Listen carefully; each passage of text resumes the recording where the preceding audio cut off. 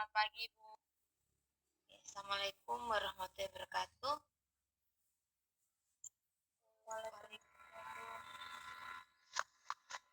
Waalaikumsalam. Saya absen dulu. Katarina Sarlina, Hadir, Ibu. Apriana, Hadir, Apriana, Ibu. Angrilika, Hadir, Ibu. Angliana Bulan, Hadir. Angelina Putri.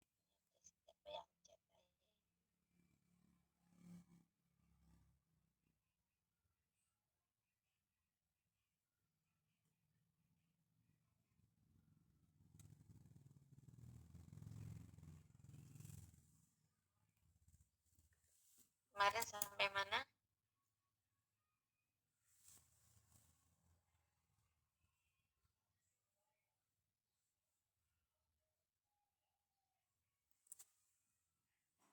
Sampai di fungsi puskesmas, Bu. Sudah sampai fungsi puskesmas. Sekarang kita lanjutkan fungsi puskesmas. Ya, di sini fungsi puskesmas itu ada 3. Yang pertama, sebagai pusat pembangunan kesehatan masyarakat di wilayah. Ya, jadi puskesmas itu fungsinya ada 3, sebagai pusat pembangunan kesehatan masyarakat di wilayahnya. Ya, kan kalau di Pujon ya Pujon, kalau di Lokomas ya itu ada kegiatannya apa saja dalam memberikan pelayanan kesehatan kepada masyarakat. Yang kedua, membina peran serta masyarakat di wilayah kerjanya dalam rangka meningkatkan kemampuan untuk hidup sehat. Jadi puskesmas di sini fungsinya itu membina masyarakat ini ya untuk meningkatkan kemampuan ya hidup sehat. Bagaimana sih hidup sehat itu? Ya, entah itu nanti diberikan penyuluhan atau dipasang poster, spanduk, seperti itu ya. Terus yang ketiga, memberikan pelayanan kesehatan secara menyeluruh dan terpadu kepada masyarakat di wilayah kerja. Jadi tidak memandang kasta, suku, ras, golongan, pangkat, ya, kaya atau miskin, tapi semuanya diberikan pelayanan kesehatan yang menyeluruh dan terpadu. Ya, walaupun di daerah terpencil dia kalau nanti akan diberikan namanya bidan desa ya, dan desa di sini nanti yang akan menghandle wilayahnya tersebut. Jadi dia misalkan kok nggak ada, ini banyak yang hamil tapi nggak berapa dicari, kenapa? Banyak balita tapi kok nggak imunisasi, didatangi rumahnya di lapangan dengan rumah. Baik ya, pelayanan yang kita berikan itu bisa menyeluruh dan terpadu. Di sini ada beberapa manfaat pencatatan dan pelaporan. Yang pertama, memudahkan dalam mengelola informasi kegiatan di tingkat pusat, provinsi, dan kabupaten atau kota. Ya. Jadi dengan ada pencatatan ini kan lebih bermudah ya mendapatkan kita informasi ya. Terus memudahkan dalam peroleh data untuk merencanakan dalam rangka pengembangan tenaga kesehatan. Jadi dengan adanya data, karena di pencatatan dan pelaporannya dicatat itu tidak hanya pelayanan kesehatan, tetapi dari sarana, terus tenaga kesehatan, terutama tenaga kesehatan ya, tenaga medis ya dicatat, sehingga nanti di sini pemerintah bisa merencanakan ya, untuk pengembangan tenaga kesehatan ya.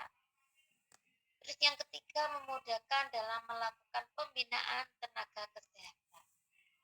Jadi dengan kan di situ dicatat lulus apa, D3, D4, nah dari situ akan kelihatan ya sudah ikut pelatihan apa saja, di situ akan dicatat juga di pencatatan dan pelaporan itu, sehingga nanti tenaga kesehatannya akan lebih mudah mendapatkan pembinaan, misalkan diadakan apa namanya workshop ya, terus pelatihan informal, non formal ya, informal atau formal, nah seperti ya.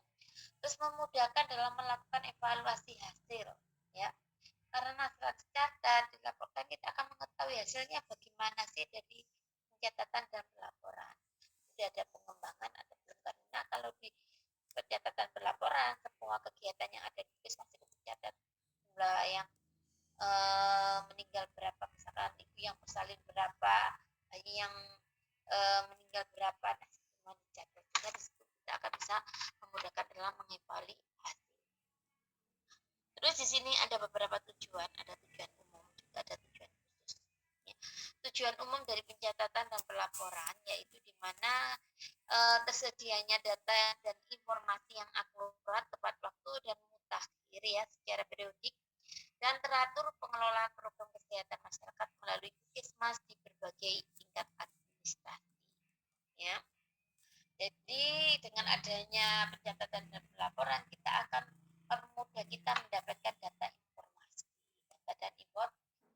dari semua dari semua program kesehatan ada di Puskesmas. Ya. Terus di sini ada tujuan khususnya, ada beberapa tujuan khusus dari pencatatan dan pelaporan. Yang pertama, tersedianya data secara akurat yang meliputi berbagai aspek ya.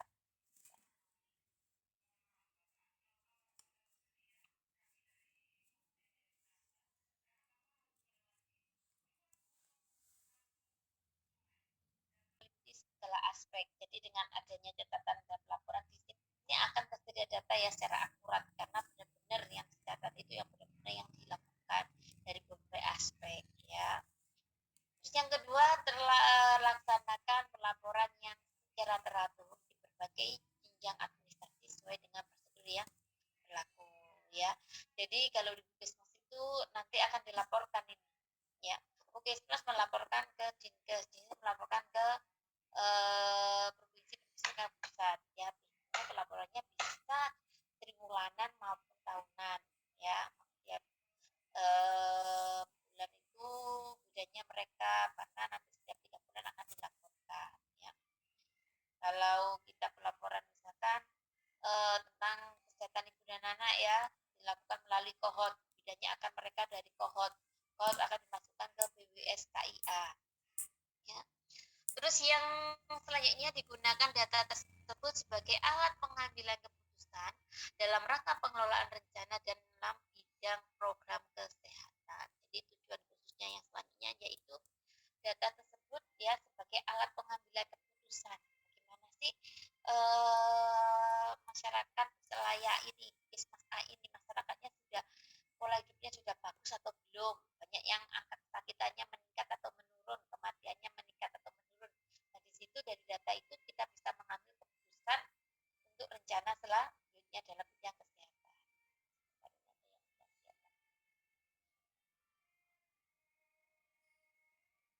Itu adalah tujuan khususnya. Di sini ada batasan dari pencatatan dan pelaporan. Ya. Melakukan pencatatan data penyelenggaraan tiap kegiatan bagi tenaga kesehatan dan melaporkan data tersebut ke instansi yang berwenang berupa laporan lengkap pelaksanaan kegiatan dan penggunaan korban yang telah ditetapkan. Jadi apa yang kita lakukan, kegiatan apa yang kita lakukan di Puskesmas ini akan kita catat dan kita laporkan sesuai dengan format yang sudah ditentukan ya. Misalkan ya bidan desa punya ini kohort itu sudah ditetapkan, nggak bisa kamu merubah-rubah gantinya tak ganti, nggak bisa ya. Tahu kohort nanti akan diajari di askep 5 komunitas, nanti akan mengisi kohort. Di situ ada kohort ibu hamil, ibu balita ya. Bentuknya lebar, nanti itu dari kohort itu akan direkam menjadi BWSK ya 1994. Itu di rekap lagi sesuai dengan format yang bukan ya. Rekap dibawalah ke dinas kesehatan nanti akan diolah data itu ya. Nanti kita bisa mendapatkan informasi di Kabupaten Malang berapa, di Kota Malang berapa ya. Terus di sini juga batas dari pencatatan pelaporan, melakukan yang kedua yaitu melakukan pencatatan data pada semua kegiatan dalam 1 triwulan berjalan dan melaporkan data tersebut dalam bentuk rekapitulasi kegiatan tribulanan kepada instansi yang berwenang dengan menggunakan format yang telah ditetapkan. Sama ya yang tadi, yang pertama itu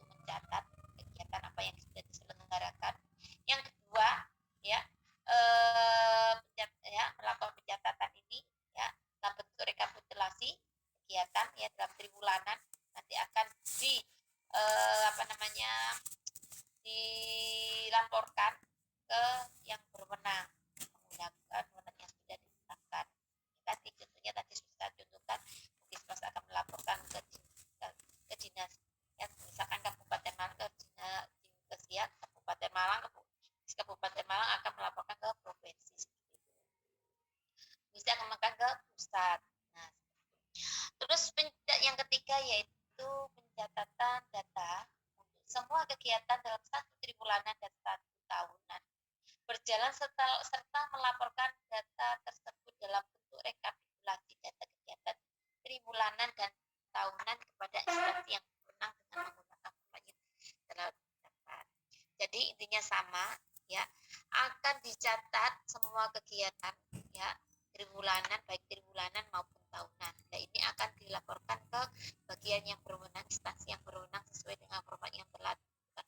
Kalau sekarang bentuknya kurang lebih dengan menggunakan komputerisasi, masukkan ada ininya sudah didesain di komputer, itu tinggal nanti kita melaporkan.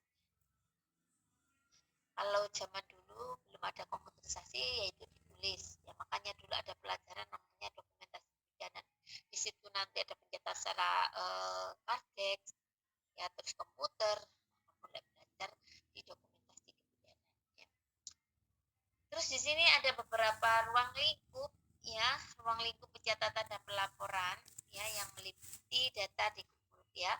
Ini ruang lingkup pencatatan dan pelaporan meliputi jenis data yang dikumpulkan, dicatat dan dilaporkan ke Puskesmas, ya. Sama misalkan kamu nanti buka BBM, PMB, nanti akan dicatat data itu dan akan dilaporkan ke Puskesmas. Jenis data tersebut mencakup, ya, adanya data umum dan demografis, ya, sarana fisik, ketenagaan, kegiatan pokok yang dilakukan di dalam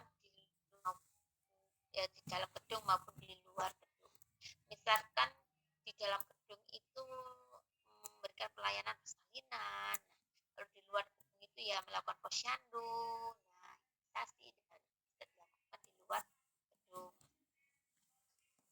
Ya, ini adalah ruang lingkup dari pencatatan dan pelaporan, ya. Terus pengelolaan analisis data dan manfaatnya. Di sini ada pengelolaan analisis pemanfaatannya. Yang pertama yaitu ada RKK, rekam kesehatan keluarga. Di sini kegunaan untuk mengikuti keadaan kesehatan dan gambaran penyakit di suatu keluarga. Ya, jadi rekam kesehatan keluarga. Di situ seperti ada rekan medis, ya. Di dalamnya itu ada keadaan kesehatan dan gambaran penyakit di suatu keluarga, ya. Terus ada kartu rawat jalan, merupakan kartu untuk mencatat identitas dan status pasien rawat jalan yang berkunjung ke Puskesmas. Ada sendiri, ya. Jadi ada yang rawat jalan dan itu dicatat secara tersendiri, ya. Kartu indeks penyakit, ya, merupakan alat bantu untuk mencatat identitas pasien, riwayat dan kesehatan, dan perkembangan penyakit, ya. Jadi kartu indeks penyakit itu merupakan alat bantu untuk mencatat identitas pasien, riwayat dan perkembangan penyakit, ya. Terus ada kartu ibu, merupakan alat bantu untuk mengetahui identitas status kesehatan dan riwayat kehamilan sampai kelahiran, ya. Diberikan kartu ibu kecil, ya. Selain itu nanti akan diberikan membuka, ya, seperti ini, ada yang sudah punya, ya. Saya kira Anda sudah tahu untuk buka IA-nya, ya. Di sini itu ada mencatat, ya, riwayat kesehatan ibu hamil, kelahiran, balita, pertumbuhan balita, KMS, ya. Di sini ada KMS balita, anak sekolah. Nah, di sini ada laki-laki sama perempuan, KMS itu disendirikan, ya. Terus kartu anak di sini merupakan alat bantu untuk mencatat identitas status kesehatan pelayanan preventif, ya, yaitu dengan pengobatan, promotif dengan melakukan penyuluhan, preventif pencegahan, seharusnya promotif dulu, promotif memberikan penyuluhan kepada masyarakat yang kepada semua masyarakat, preventif pencegahan kepada orang yang sudah jatuh sakit, kuratif pengobatan orang yang sudah sakit, dan rehabilitatif pemulihan yang diberikan, ya, baik kepada balita maupun anak prasekolah. Terus yang kedua ada KMS. Coba saya minta Serlina Kalahi. KMS itu singkatannya apa sih KMS?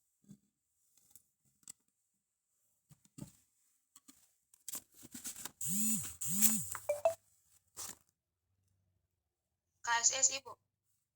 Hah? KSS ya Ibu. KMS.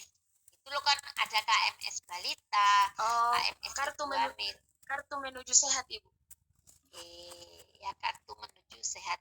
Di sini ada KMS balita anak sekolah, merupakan alat bantu untuk mencatat identitas pelayanan dan pertumbuhan yang diperoleh balita dan sekolah. Jadi di sini ada KMS ini ya. Nah, di sini ada KMS. Kelihatannya ada anak laki-laki.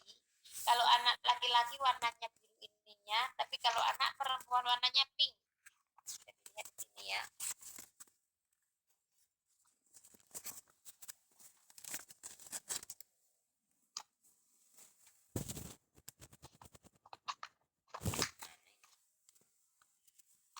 Nah, ya.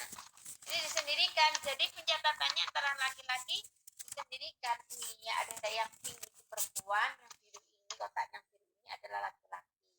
Ya karena tinggi badan dan berat badan anak laki-laki dan perempuan itu berbeda. Sehingga dicatat, sehingga nanti kamu bisa mencatat usia berapa, umur berapa dicatat. Dia di mana, di garis merah atau di garis ini, lihat di atas ini ya. Nah, nanti bisa dilihat itu ya. Nah, itu adalah KMS ya.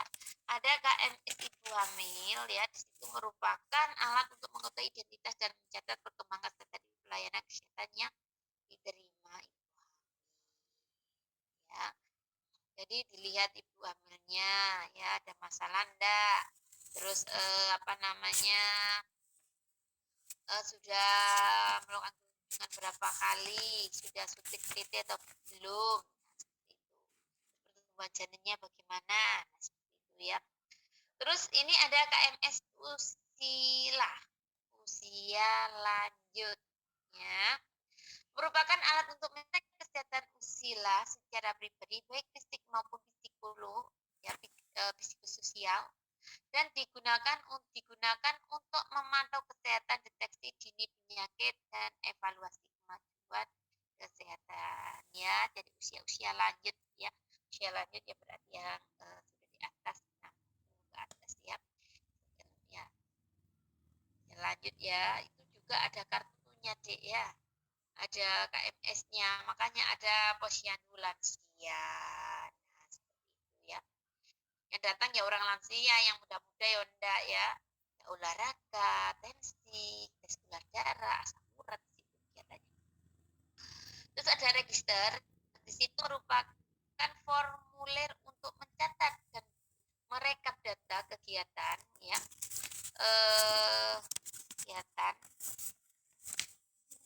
Kegiatan baik di dalam maupun di luar gedung Puskesmas yang telah dicatat dan dicatat di kartu dan dicatat di lainnya ya. Jadi register itu ya mencatat semua kegiatan yang ada di luar maupun di dalam gedung yang ada di Puskesmas.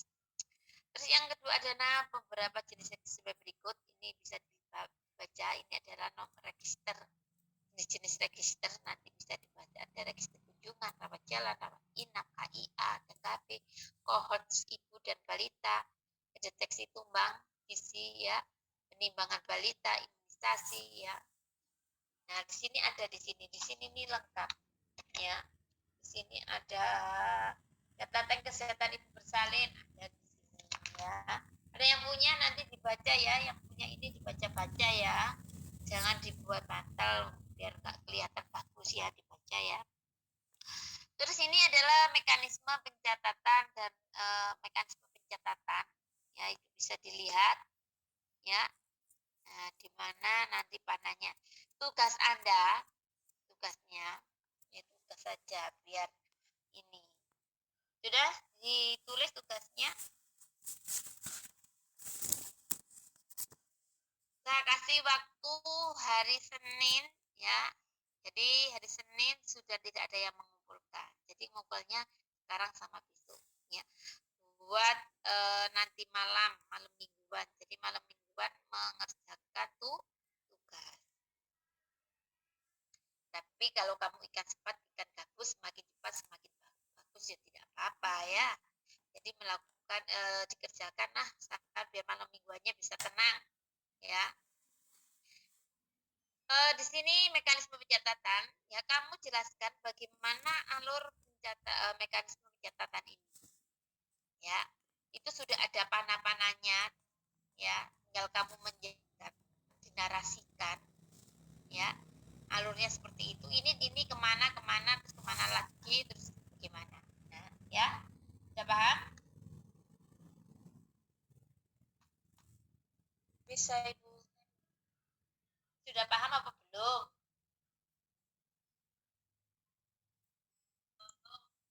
Belum Ibu. Kenapa? Dijelaskan ulang Ibu. Belum paham. Jadi di sini ada bagan mekanisme pencatatan. Tugas Anda ya, menjelaskan dari mekanisme pencatatan ini alurnya bagaimana sih? Ya, itu dilihat tanda panahnya kemana ya. Jadi menurut Anda bagaimana sih mekanisme pencatatan ini? Dijelaskan secara narasi. Ya, penjelasannya. Paham? Paham Ibu. Siapa paham ya? Jadi, absennya dulu yang tadi ada yang kosong. Karena waktunya itu mau. Siapa tuh kalau hadir Bu? Ya, tidak ada. Hadir Bu. Ivani Dobu. Ada Ibu Dea. Hadir Kok Bu. gak ngomong kamu? Udah pelaporan. Kalau tadi pencatatan, sekarang pelaporan.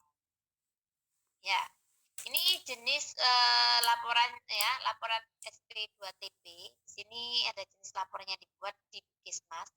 Ada harian, mingguan maupun bulanan. Bisa dilihat untuk hariannya untuk melakukan kegiatan di luar ya, biasanya penyakit tertentu ya. Kalau mingguan untuk melaporkan kegiatan penyakit yang sedang ditanggulangi.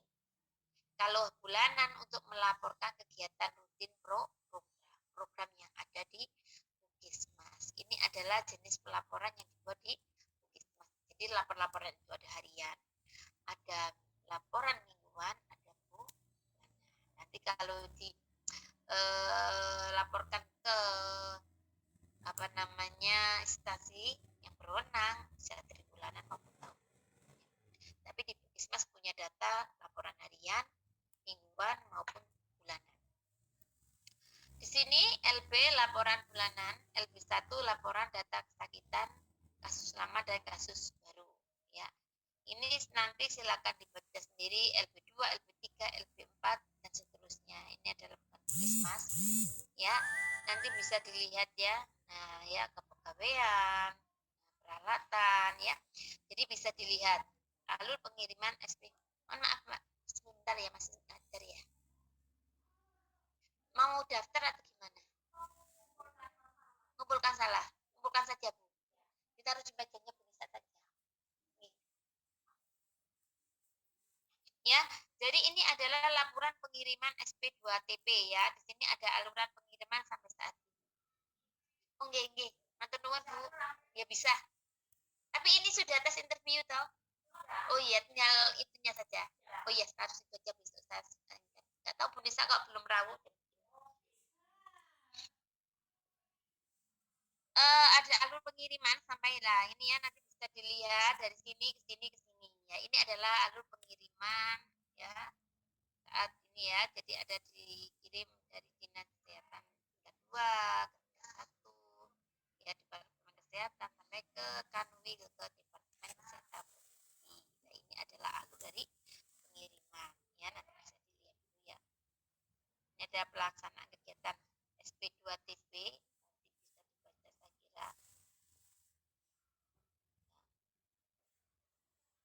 Sudah selesai itu ini ya. Nanti bisa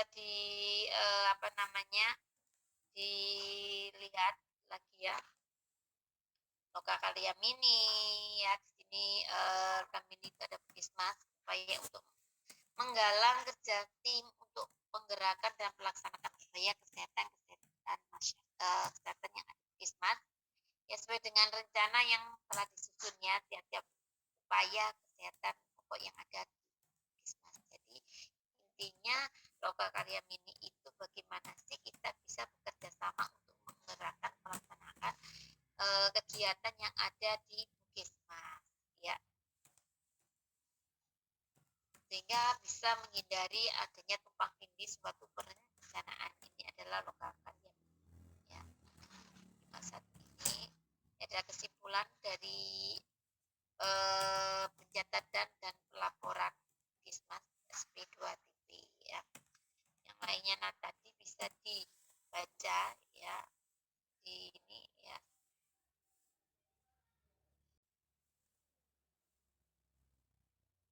Materi selanjutnya yaitu minggu depan ya.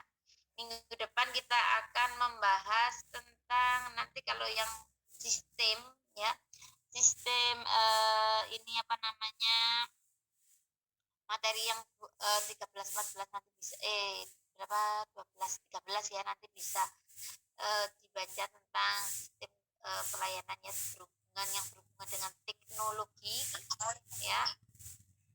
Nanti yang akan kita bahas nanti yaitu selanjutnya yaitu sistem ini ya tentang sistem pelayanan kesehatan dan sistem rujukan ya. Kalau yang apa namanya yang teknologi kebidanan tepat guna nanti bisa dibaca sendiri, teknologi kebidanan tepat guna ya.